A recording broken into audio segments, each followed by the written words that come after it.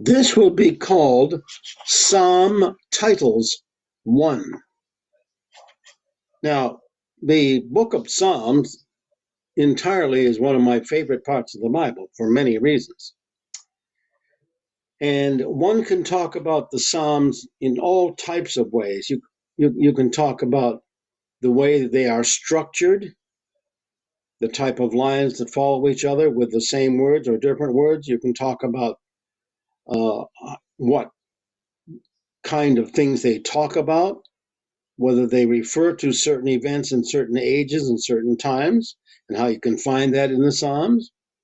You can also find out sometimes who wrote them, because it will say on top a Psalm of David or a Psalm of Korah, etc. But one of the more amazing things about the Psalms is that Psalms have titles. Now, there are a few Psalms, not too many, with no titles at all, so you don't know who wrote them or what they're about unless you simply read them all the way through. But I found something out when I was reading this book, The Word of Yahweh, which I've told you about before. And this is where I discovered something quite interesting.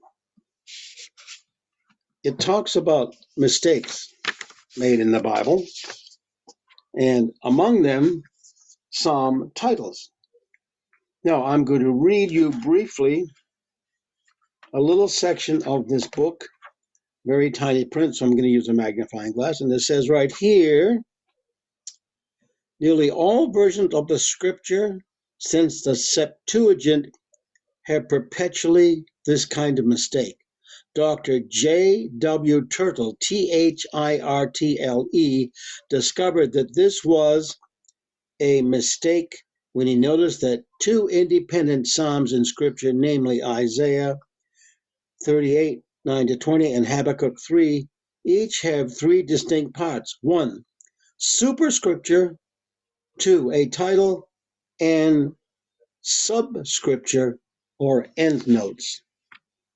Now, we will talk about subscripture because that's a very important thing when we continue.